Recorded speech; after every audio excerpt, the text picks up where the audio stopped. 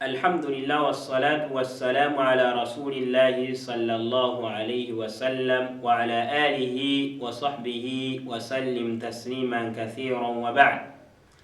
اللهم علمنا ما ينفعنا وانفعنا بما علمتنا وزدنا علما وارزقنا فهما. أما تنا مجفق واشتوى الله سبحانه وتعالى من جانب من بيت سبب الدين بك صلى الله عليه وسلم.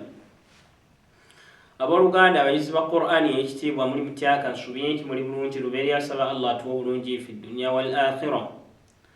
Nga tugenda mu maaso n'emisomo gyaffe egya tajwid al Qur'an al Karim tutunuulira ku lam eya sukuunu oba ebika bya tutunuulira ebika bya lam eza sukuunu ebyajja mu Qur'ani ekitiibwa. Nga ebika ebyo tubuzayo ekika kimu biidhnillah kyetugenda okulaba olwaleero. Ekika ekyo bakiyita laamul ism. Laamu al ism, laamu ebeera mu linnya oba laamu erabikira mu linnya. Nga hiya laamu sakinatu alwaqi'atu fi usuli bunyati l ismi. Laamu l ism ye laamu eya sukuunu ebeera mu nsibuko y'erinnya oba mu nsibuko y'ekigambo ekizimba erinnya.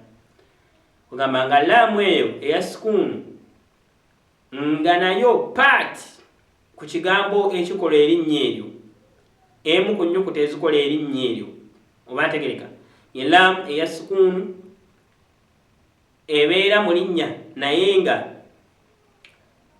part oba nsibuko ku kigambo ku nnyukuta ezikola erinnya eryo. Watakunu mutawassitatan daiman, lubeerera ebeera wakati, tojja gisingana ku nkomerero y'erinnya, ebeera wakati mu linnya eryo oba ntegereka. Ekyokulabirako malja'a,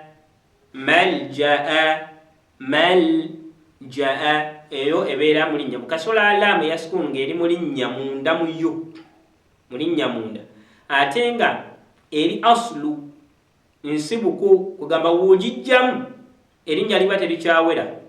Bw'ojjamu laamu n'ogamba majaa, tugamba majaa kyeki mu kigambo nga sultani n'ogamba sutwani n'ogijjamu n'ogamba sultani kiba kifu.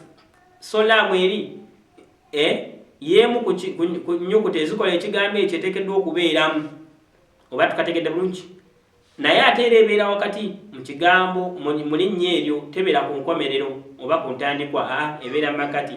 Sultan alfafa oba tegereka hukumuha era mu lwetya izharu wujuban, tuteekeddwa okubeera nga tujolesa, lubeerera tuteekeddwa okubeera nga tujolesa. Maljaa sultani alfafa oba tegereka. Nabwekityo ne tubeera nga laamu, ebika bya laamu ebiri mu Qur'ani ebya sukuunu tubimazeeyo biidhnillahi tabaraka wa taala.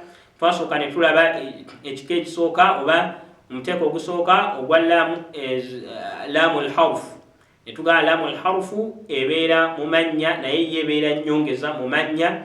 Ne tulaba nti erina emiteeko ebiri, shamsiya, mu mbeera ya shamsiya ng'esisinkanye ku nnyukuta 14 tugikola ki? Tugibuliza oba ntegereka. Ne tulaba omuteeko ogwokubiri gwe bayita kamariya, emu ku nnyukuta 10 senga eba esisinkanye ku nnyukuta endala 14 tubeera nga tukola ki? Nga tujolesa, nga bwe twalaba mu misomo gyaffe egyakulembera. Then ne tubeera nga twalaba laamu al-amru, laamu hal, ne tulaba ne laamu hal ne bal, ne tulaba laamu al-fi'li ne laamu al-ism. Ne tubeera nga laamu zonna eza sukuunu tuzimazeeyo mu Qur'ani ekitiibwa. Kansubire nti buli w'osiŋŋana wonna laamu eya sukuunu ojja gisoma mu butuufu nga bweteekeddwa okubeera nga esomwa, era buli laamu yonna eya sukuunu ojja kutegeera nti kati eno laamu ki, ojja kuba nga omanyi nti eno laamu kati laamu bagiyita batya eno, era eteekeddwa kusomwa etya, olyoke n'osome Qur'ani nga naawe onyumirwa ebyo by'osoma. Barakallahu.